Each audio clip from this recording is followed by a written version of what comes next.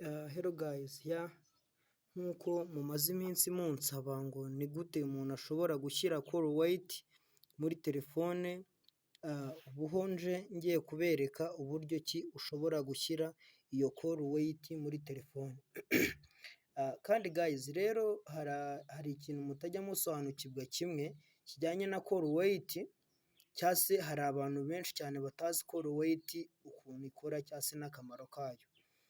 Call weight ni kwa kundi umuntu aguhamagara waba uri kuvugana n'undi ariko ukabona ko hari undi muntu nawe uguhamagaye.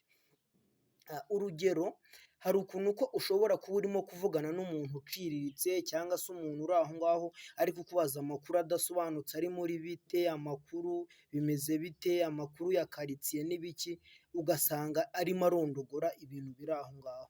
Ugasanga nk'umukunzi wawe araguhamagaye wese wamubwira ngo yuza bize, ibintu bitumvikana kandi wenda urimo kuvugana ibintu bidashinga.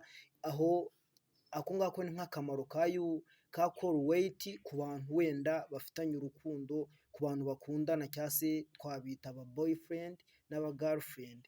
So ako ni akamaro kamwe rero ka call weight, ukuntu ko ishobora kugufasha nimba nk'umuntu aguhamagara muri kuvugana utuntu tw'udutikutiku, nka boyfriend wawe cyangwa girlfriend yawe yaguhamagara ukaba wabasha kumubona ukirengagiza wa wundi mwaganiraga utuntu tw'utugoryi n'ibiki, ugahereza agaciro sheri wawe mukaba mwavugana. Ako ni akamaro kamwe ka call weight. Ikindi kandi urabona nk'abantu bafite amakampani arenze cyangwa se abantu bafite akazi karenze kaba gafite salari iri hejuru cyane, akamaro ka call weight uraya hari nk'ukuntu ko bosi ushobora kuba uri kuvugana n'umuntu muvugana ibintu bidafite agaciro, bosi wawe ugiye kuguhereza amafaranga agera mu bihumbi 700 akaguhamagara akakubura kubera ko wari uri kuyivugiraho kandi wenda wavugaga ibintu bidashinga. So rero muri aka kanya ngiye kukwereka uburyo ki ushobora gusetingamo iyo call weight, nimba umuntu aguhamagaye wari uri no kuyivugiraho ukabasha kubibona. So birakorwa bite rero? Urugero, wenda kanangire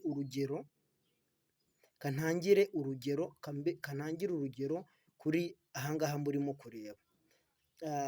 Ndaza hano wenda mpamagare nomero runaka,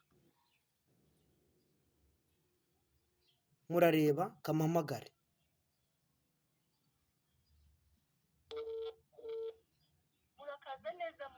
Murumva ko hano wenda ndimo guhamagara nomero runaka kandi wenda nta n'akamaro mfitiye, ngiye kuvuga ngo bite.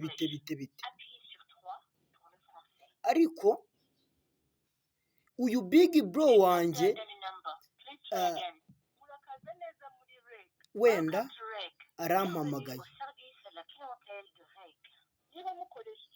arampamagaye kandi wenda uyu big bro ugiye kumpamagara afite ikibazo gikomeye cyane ngomba kugira gute, ngomba kumenya. Ndamuhamagaye, urabona bahise bambwira ngo line bize, ngira ngo murabireba.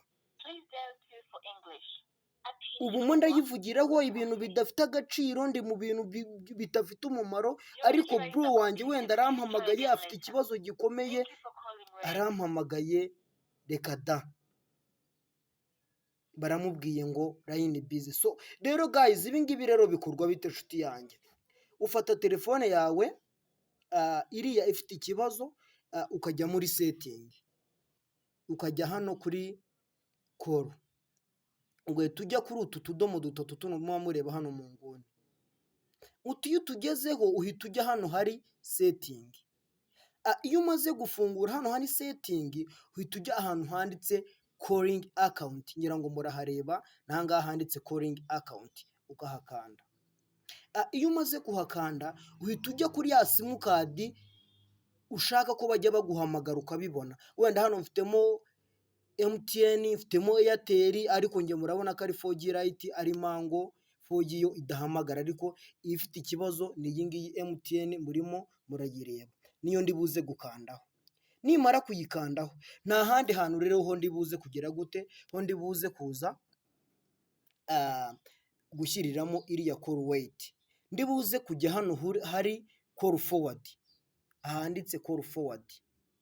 Nimara kugera hano kuri call forward, dutegerezeho gato twihanganye.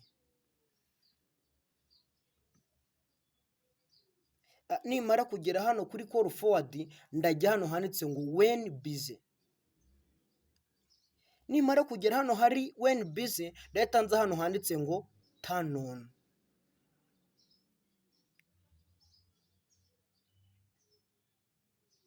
Murabona ko iyo kamaze kuba activated hahita hazaho tuno tuzeru, ngira ngo murimo kutureba. Ugahita ujya kuri back, ugasubira inyuma.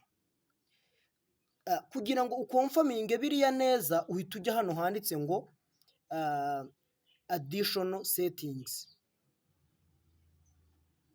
ugategereza,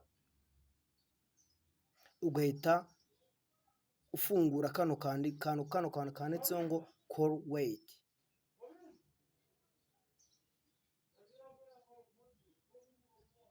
Okay, good. Murabona ko gafungutse. Noneho rero iyo ibingibi bimaze kubikora, murabibona twabigenzemo neza, wenda nawe wabikoze wowe uri kureba ino video. Tugiye gukora verification, turebe ko ese koko byakunze mbaye ndi kuvugisha undi muntu, umuntu ufite agaciro akampamagara nabibona. Tugiye muri section ya verification.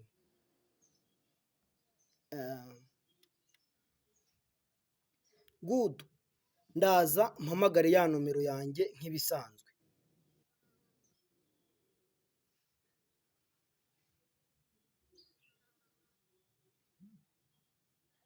Mu gihe ndi guhamagara, murabona ko banyitabye, wenda mo ndarondogora bya bindi by'ububwa bidasanzwe. Noneho umuntu wenda ugiye kunyishyura ibihumbi wenda 300 agiye kumpamagara anyishyure. Kampamagare numve yuko koko hano ndi buze kubibona.